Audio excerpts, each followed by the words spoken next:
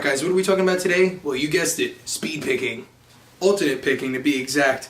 And today I'd like to share something with you that I came across myself when I was maybe like a junior or senior in high school. And this exercise that I came up with is kind of just meant to help you synchronize both your right hand with your left hand when you pick. For those of you not learning guitar around 2006, 2008, Guitar Hero was the game to play.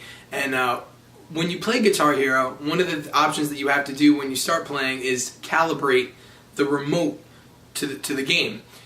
And that got me thinking, because I had to get my right hand to agree with my left hand at the same time if I wanted to play like John Petrucci, who at the time and still to this day is one of my favorite guitar players ever. So basically what I did was I borrowed an idea from runners, my running friends that did track. It's called HIIT training. HIIT, and it stands for High Intensity Interval Training. HIIT training is like when a runner is on a treadmill, and what they will do is have it on a full-blown sprint. And they'll run as hard and as fast as they can for maybe like 3 to 5 seconds, and then they'll stop. And then, they're really out of breath and they're exhausted, and then they take a little bit of a break, and then they go right back in there, and then they're doing it again. So how do we apply that to our guitar? Well, what we're going to do is we're going to take a sequence. Could be any sequence we want. In this case, the sequence I'm going to show you is the one I first started with, and it's a 6-note sequence.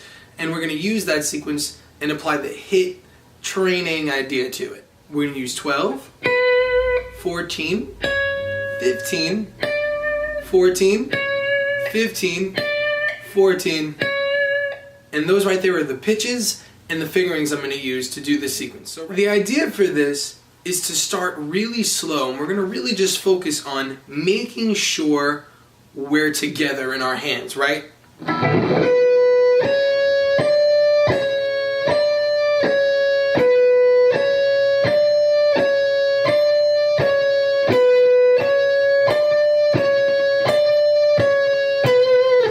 When I'm doing that, I'm thinking in my head, am I alternate picking?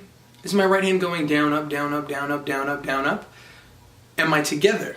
Do I hear any bit of that, string flub where it's like, I don't want to hear any of that flubble going on, right? And just for the record, I am doing this without a metronome.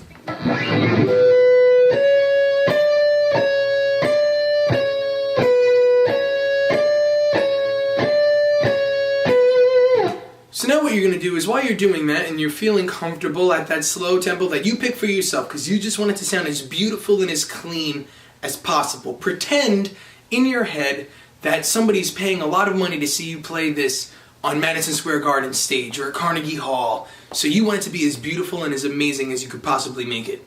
When you're comfortable with that, what you're going to do is you're going to start pushing yourself a little further without the aid of a metronome. You're just going to allow yourself to just push your limits a little bit.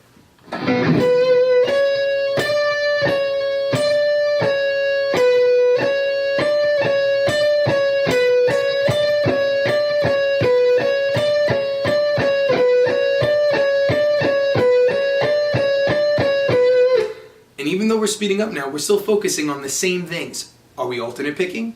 Does it still sound nice? Are there any flubs? Does it sound together and tight, right? When you do that, the whole idea is we're going to push ourselves into our absolute maximum, whatever it is we want to reach, right?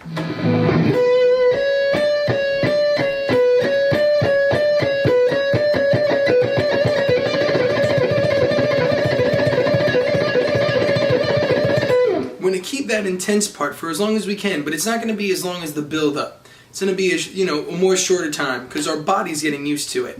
And when it starts getting a little intense, we're going to just back off. Once we need a break, we're going to stop and we're going to take our break.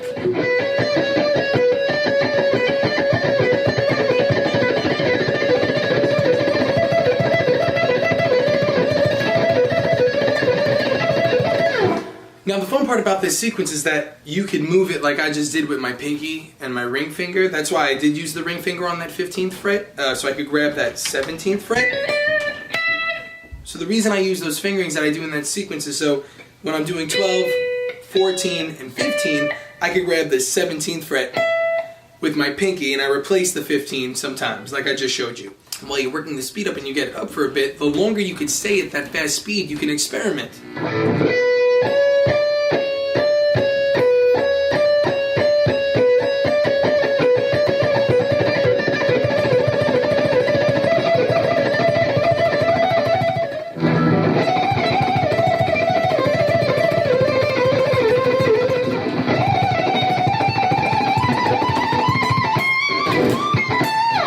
Now the key to doing all this is to be really honest to yourself about if you're actually doing it correctly, right? Do not push yourself further if you are not ready to do so yet. It's not a race, right? You always want to develop good habits so you don't have to spend time breaking bad habits. Always remember that.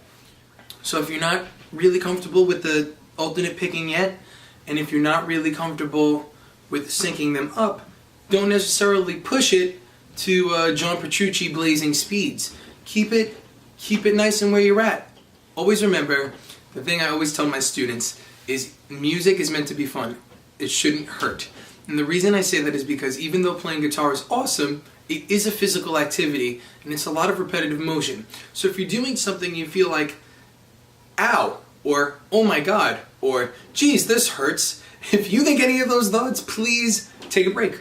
You've practiced enough. It's good, because that means when you go back at it tomorrow, you're going to have a little bit more endurance and your body's going to be more used to that repetitive motion. So yeah, that's what we have for today. As you can see, I'm dressed to go play a show in New York City, so I didn't really have that much time to put down a song, but I wanted to just share this with you guys because I figured when I was younger, like in my playing, I would have loved to have somebody show me something like that. So who would have ever guessed that one of my guitar exercises would have came from Guitar Hero and Runners. Keep practicing, guys, keep playing, and I'll see you guys in the next video.